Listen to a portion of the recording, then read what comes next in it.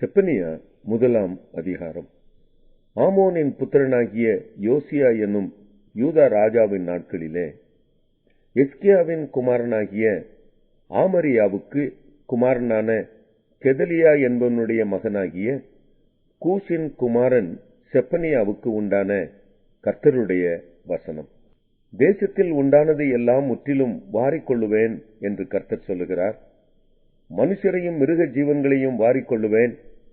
நான் ஆகாயத்து பறவைகளையும் சமுத்திரத்து மச்சங்களையும் இடறுகிறதற்கு ஏதுவானவைகளையும் துன்மார்க்கரோட கூட வாரிக்கொண்டு தேசத்தில் உண்டான மனுஷரை சங்காரம் பண்ணுவேன் என்று கர்த்தர் சொல்லுகிறார்.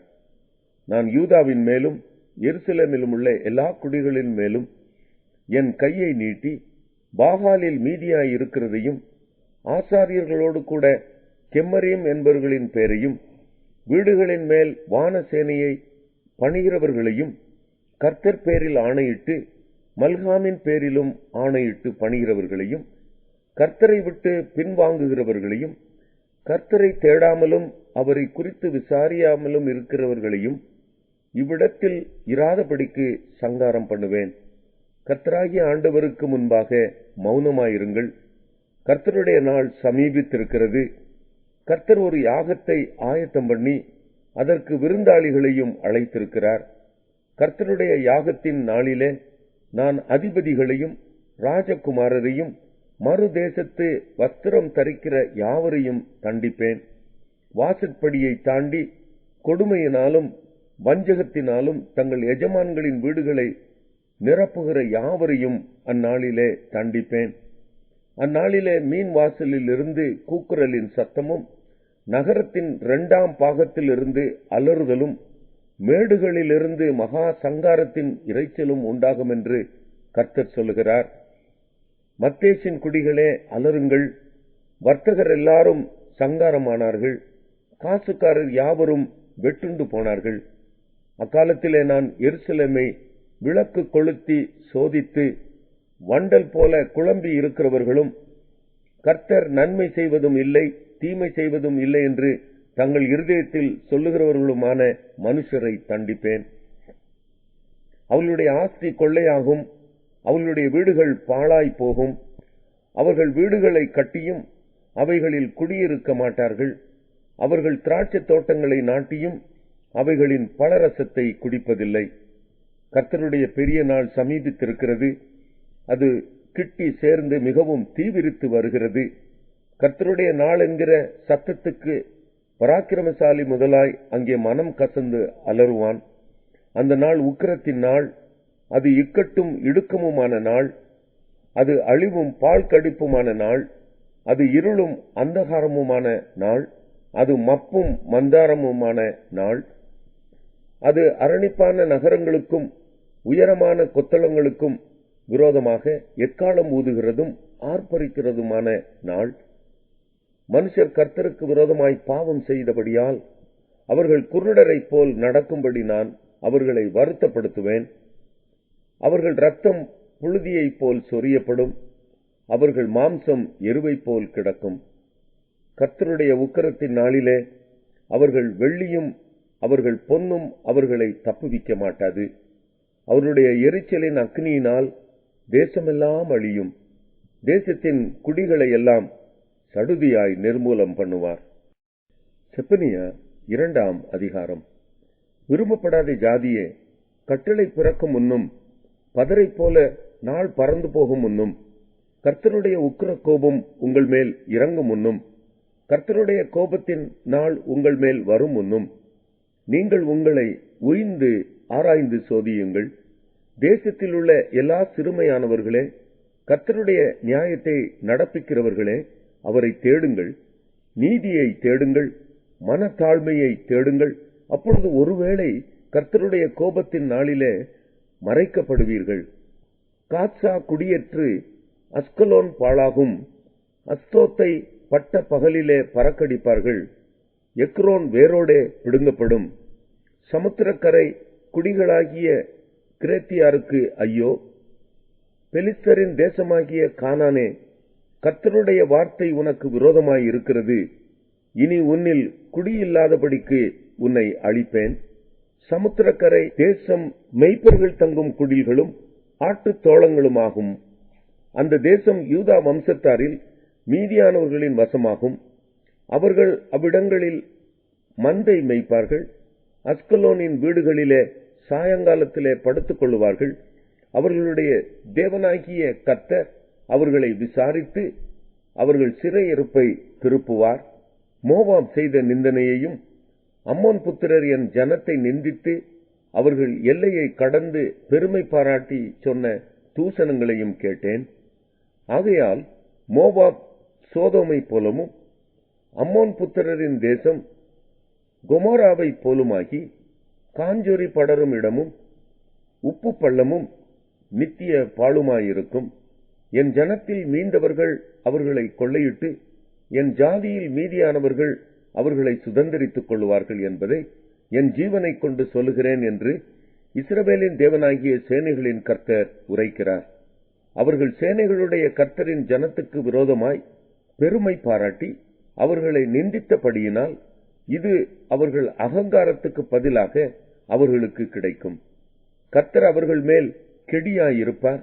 பூமியில் உள்ள தேவர்களை எல்லாம் மெலிந்து போக பண்ணுவார். அப்பொழுது தீவுகளில் உள்ள சகல புறஜாதிகளும் அவரவர் தங்கள் தங்கள் ஸ்தானத்திலிருந்து அவரை பணிந்து கொள்வார்கள். எத்தியோப்பியராகிய நீங்களும் என் பட்டயத்தினால் கொலை செய்யப்படுவீர்கள். அவர் தமது கையை வடதேசத்துக்கு விரோதமாய் நீட்டி அசீரியாவை அழித்து நினிவேயும் பாழும் வனாந்திரத்துக்கொத்த வறட்சியுமான ஸ்தலமாக்குவார். அதன் நடுவில் மந்தைகளும் ஜாதி ஜாதியான சகல மிருகங்களும் படுத்துக்கொள்ளும். அதனுடைய சிகரங்களின் மேல் நாரையும் கோட்டானும் இராத்தங்கும். பலகணிகளில் கூவுகிற சத்தம் பிறக்கும். வாசற்படிகளில் பால் கடிப்பு இருக்கும். கேதுரு மரங்களின் மச்சை திறப்பாக்கி போடுவார். நான் தான், என்னை தவிர வேறொருவரும் இல்லை என்று தன் இருதயத்தில் சொல்லி நிர்விசாரமாய் வாழ்ந்து களி கூர்ந்த நகரம் இதுவே. இது பாழும் மிருக ஜீவன்களின் தாபரமுமாய் போய்விட்டதே. அதன் வழியாய் போகிறவன் எவனும் ஈசல் போட்டு தன் கையை கொட்டுவான். செப்பனியா 3ஆம் அதிகாரம். இடுக்கண் செய்து ஊத்தையும் அழுக்குமாய் இருக்கிற நகரத்துக்கு ஐயோ! அது சத்தத்துக்கு செவி கொடுக்கவில்லை. அது கடிந்து கொள்ளுதலை ஏற்றுக்கொள்ளவில்லை. அது கர்த்தரை நம்பவில்லை. அது தன் தேவனிடத்தில் சேரவில்லை. அதற்குள்ளே இருக்கிற அதன் அதிபதிகள் கெச்சிக்கிற சிங்கங்கள். அதன் நியாயாதிபதிகள் சாயங்காலத்தில் புறப்படுகிறதும் விடியற்காலம் மட்டும் ஒரு எலும்பையும் மீதியாக வைக்காததுமான ஓநாய்கள். அதன் தீர்க்கதரிசிகள் வீண் பெருமையும் வஞ்சகமும் உள்ளவர்கள். அதன் ஆசாரியர்கள் பரிசுத்த ஸ்தலத்தை பரிசுத்த குலைச்சலாக்கி வேதத்துக்கு அநியாயம் செய்தார்கள். அதற்குள் இருக்கிற கர்த்தர் நீதியுள்ளவர். அவர் அநியாயம் செய்வதில்லை. அவர் குறைவில்லாமல் காலைதோறும் தம்முடைய நியாயத்தை விளங்க பண்ணுகிறார். அநியாயக்காரனோ வெட்கம் அறியான். ஜாதிகளை சங்கரித்தேன். அவர்கள் துருகங்கள் பாழாயின. அவர்களுடைய வீதிகளை ஒருவரும் கடந்து போகாதபடிக்கு பாழாக்கினேன். அவர்களுடைய பட்டணங்கள் மனுஷர் இல்லாதபடிக்கும் குடியில்லாதபடிக்கும் அவாந்தரையாயின. உன் வாசஸ்தலம் நிர்மூலமாகாதபடிக்கு நீ எனக்கு பயந்து கடிந்து கொள்ளுதலை ஏற்றுக்கொள் என்றேன். நான் அவர்களை எப்படி தண்டித்தாலும் அவர்கள் அதிகாலையில் எழுந்து தங்கள் கிரியைகளை எல்லாம் கேடாக்கினார்கள். ஆகையால் நான் கொள்ளையாட எழும்பும் நாள் மட்டும் எனக்கு காத்திருங்கள் என்று கர்த்தர் சொல்லுகிறார். என் சினமாகிய உக்கிர கோபத்தை எல்லாம் அவர்கள் மேல் சொரியும்படி ஜாதிகளை சேர்க்கவும் ராஜ்யங்களை கூட்டவும் நான் தீர்மானம் பண்ணினேன். பூமியெல்லாம் என் எரிச்சலின் அக்கினியினால் அழியும். அப்பொழுது ஜனங்கள் எல்லாரும் கர்த்தருடைய நாமத்தை தொழுது கொண்டு ஒருமனப்பட்டு அவருக்கு ஆராதனை செய்யும்படிக்கு நான் அவர்கள் பாஷையை சுத்தமான பாஷையாக மாற பண்ணுவேன். எத்தியோப்பியாவின் நதிகளுக்கு அக்கறையிலிருந்து என்னிடத்தில் விண்ணப்பம் பண்ணுகிறவர்களாகிய சிதறடிக்கப்பட்டவர்களின் குமாரத்தியானவள் எனக்கு காணிக்கை கொண்டு வருவாள். எனக்கு விரோதமாய் துரோகம் பண்ணி நீ செய்த உன் எல்லா கிரியைகளின் நிமித்தமும் அந்நாளிலே வெட்கப்படாதிருப்பாய். அப்பொழுது நான் உன் பெருமையை குறித்து களி கூர்ந்தவர்களை உன் நடுவிலிருந்து விலக்கி விடுவேன். நீ இனி என் பரிசுத்த பர்வதத்தில் அகங்காரம் கொள்ள மாட்டாய். உன் நடுவில் சிறுமையும் எளிமையுமான ஜனத்தை மீதியாக வைப்பேன். அவர்கள் கர்த்தருடைய நாமத்தின் மேல் நம்பிக்கையாயிருப்பார்கள். இஸ்ரவேலில் மீதியானவர்கள் அநியாயம் செய்வதில்லை, அவர்கள் பொய் பேசுவதும் இல்லை, வஞ்சக நாவு அவர்கள் வாயில் கண்டுபிடிக்கப்படுவதும் இல்லை. அவர்கள் தங்களை பயப்படுத்துவார் இல்லாமல் புசித்து படுத்துக் கொள்வார்கள். சீயோன் குமாரத்தியே, கெம்பீரித்து பாடு. இஸ்ரவேலரே, ஆர்ப்பரியுங்கள். எருசலேம் குமாரத்தியே, நீ முழு இருதயத்தோடும் மகிழ்ந்து களிகூறு. கர்த்தர் உன் ஆக்கினைகளை அகற்றி உன் சத்துருக்களை விலக்கினார். இஸ்ரவேலின் ராஜாவாகிய கர்த்தர் உன் நடுவிலே இருக்கிறார். இனி தீங்கை காணாதிருப்பாய். அந்நாளிலே எருசலேமை பார்த்து பயப்படாதே என்றும், சீயோனை பார்த்து உன் கைகளை தளர விடாதே என்றும் சொல்லப்படும். உன் தேவனாகிய கர்த்தர் உன் நடுவில் இருக்கிறார். அவர் வல்லமை உள்ளவர், அவர் ரட்சிப்பார். அவர் உன் பேரில் சந்தோஷமாய் மகிழ்ந்து தம்முடைய அன்பின் நிமித்தம் அமர்ந்திருப்பார். அவர் உன் பேரில் கம்பீரமாய் களி கூறுவார். உன் சபையின் மனுஷராயிருந்து பண்டிகை ஆசரிப்பில்லாமையால் உண்டான நிந்தனையின் நிமித்தம் சஞ்சலப்பட்டவர்களை நான் ஏகமாய் கூட்டிக் கொள்ளுவேன். இதோ அக்காலத்திலே உன்னை சிறுமைப்படுத்தின யாவரையும் தண்டிப்பேன். நொண்டியானவனை ரட்சித்து தள்ளுண்டவனை சேர்த்துக் கொள்ளுவேன். அவர்கள் வெட்கம் அனுபவித்த சகல தேசங்களிலும் அவர்களுக்கு புகழ்ச்சியும் கீர்த்தியும் உண்டாக செய்வேன். அக்காலத்திலே உங்களை கூட்டிக் கொண்டு வருவேன். அக்காலத்திலே உங்களை சேர்த்துக் கொள்ளுவேன். உங்கள் கண்காண நான் உங்கள் சிறு இருப்பை திருப்பும் போது பூமியில் உள்ள சகல ஜனங்களுக்குள்ளும் நான் உங்களை கீர்த்தியும் புகழ்ச்சியுமாக வைப்பேன் என்று கர்த்தர் சொல்லுகிறார்.